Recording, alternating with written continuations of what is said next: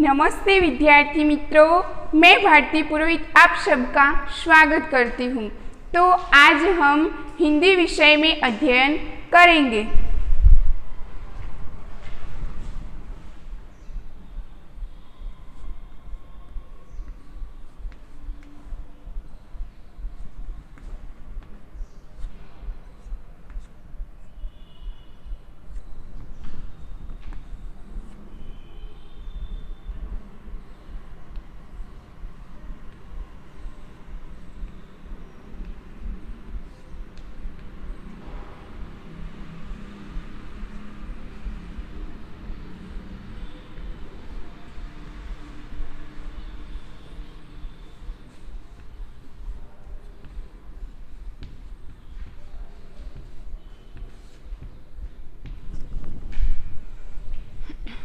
तो विद्यार्थी मित्रों, पहले तो मैं कुछ उदाहरण प्रस्तुत करती हूँ, जैसे कि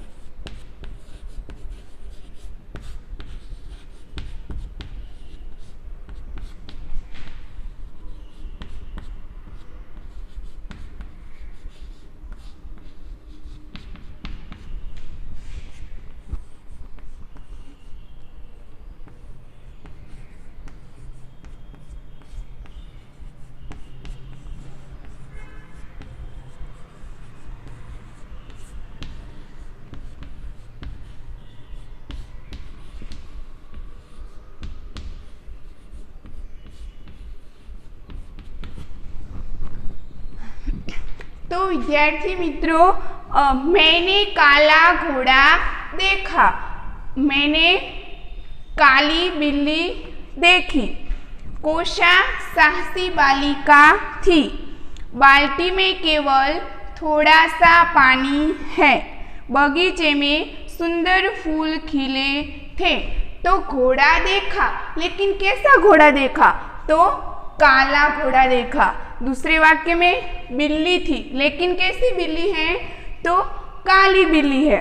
बालिका थी, कोशा बालिका थी, लेकिन कैसी? तो कोशा एक साहसी बालिका थी। बाल्टी में केवल थोड़ा सा पानी है, थोड़ा सा, कितना पानी है, लेकिन कैसा? थोड़ा सा पानी है। बगीचे में सुंदर फूल खिले थे, फूल थे, लेकिन कैसे फूल थे? तो सुंदर फूल थे। तो उपयुक्त वाक्य में घोड़ा, बिल्ली, बालिका, थोड़ा सा, फूल, ये सब संज्ञा है, यानी कि विशेष्य है। तो विशेष्य, संज्ञा, इसमें विशेषता प्रदान करने वाले शब्द देखें तो काला, काली, साहसी, केवल, सुंदर, ये सब विशेष्य यानी संज्ञा में विशेषता पैदा करने वाले शब्द हैं। तो विद्यार्थी मित्रों, अब आप समझ गए होंगे कि विशेष्य में जो विशेषता प्रदान करने वाले शब्द हैं, इसको हम क्या कहते हैं? तो विशेष्य में विशेषता प्रदान करने वाले शब्द को विशेषण कहते हैं। तो बाल मित्रों, आज हम कक्षा 7 में विशेषण के बारे में अध्ययन करेंगे।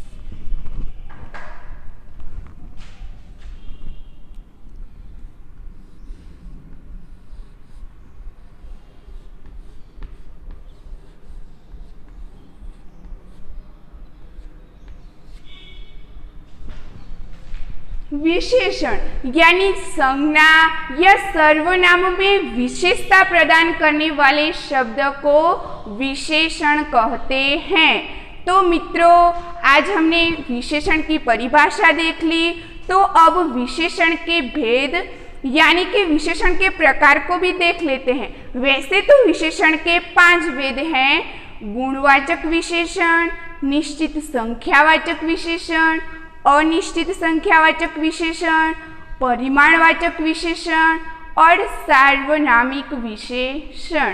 तो आज हम इनमें से 2 प्रकार यानी 2 भेद, गुणवाचक विशेषण और निश्चित संख्यावाचक विशेषण, इन दोनों प्रकार के बारे में चर्चा करूंगी।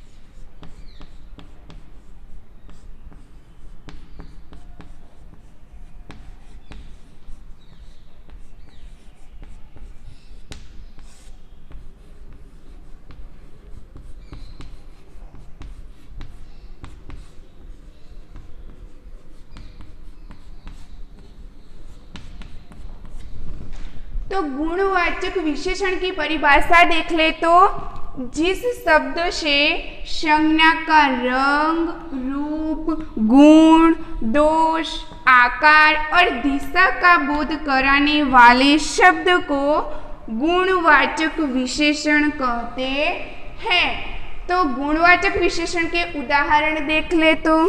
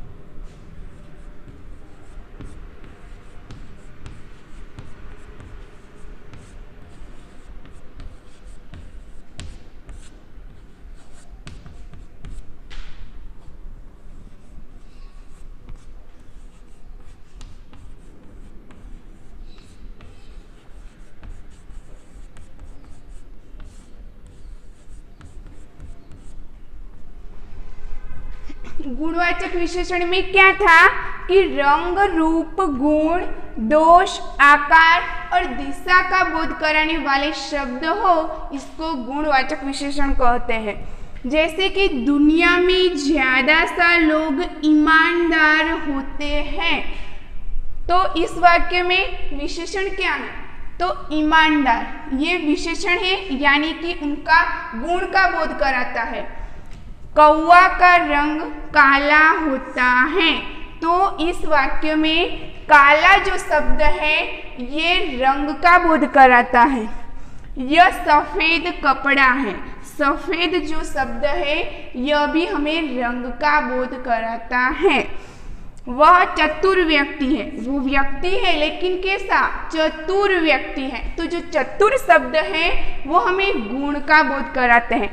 तो उपयुक्त वाक्य में ईमानदार, काला, सफेद, चतुर, ये शब्द गुण, दोष, रंग, रूप आदि का बोध प्रदर्शित करते हैं, इसलिए हम इन शब्दों को गुणवाचक विशेषण कहते हैं। तो अब विद्यार्थी मित्रों, हमने गुणवाचक विशेषण के बारे में भी समझ लिया, तो अब हम निश्चित संख्यावाचक विशेषण को भी देख लेते हैं।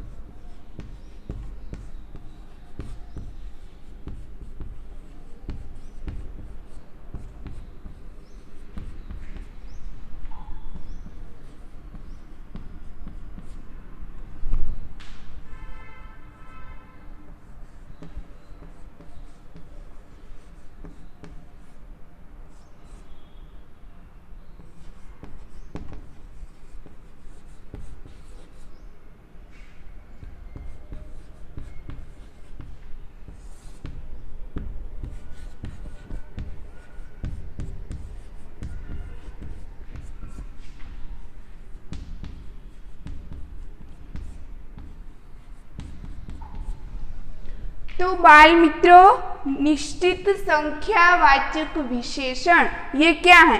तो जिस शब्द से वस्तु की निश्चित संख्या का गुण प्रदर्शित हो, इसे निश्चित संख्यावाचक विशेषण कहते हैं।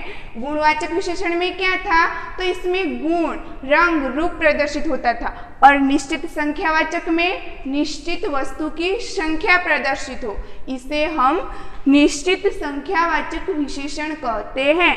तो हम निश्चित संख्यावाचक विशेषण कई उदाहरण से समझ लें।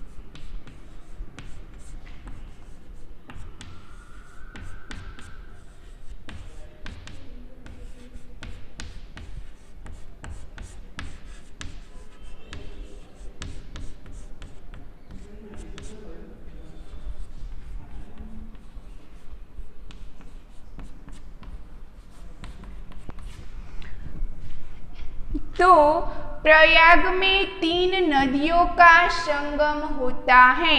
कितनी नदियों? तो 3 नदियों का। गौरव तीसरी कक्षा में पढ़ता है। गौरव पढ़ता है लेकिन किस कक्षा में?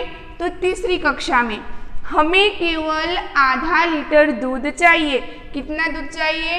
तो आधा लीटर दूध चाहिए। हमारे देश की चारों दिशाएं रक्षित हैं।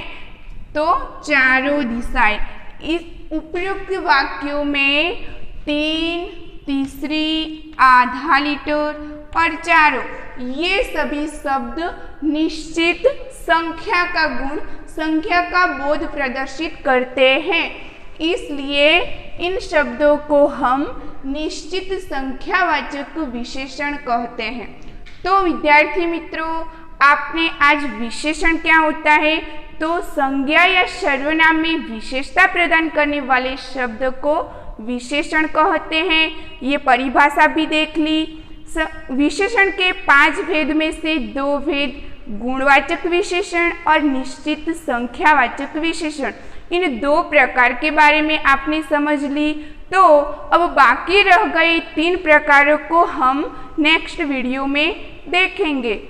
धन्यवाद।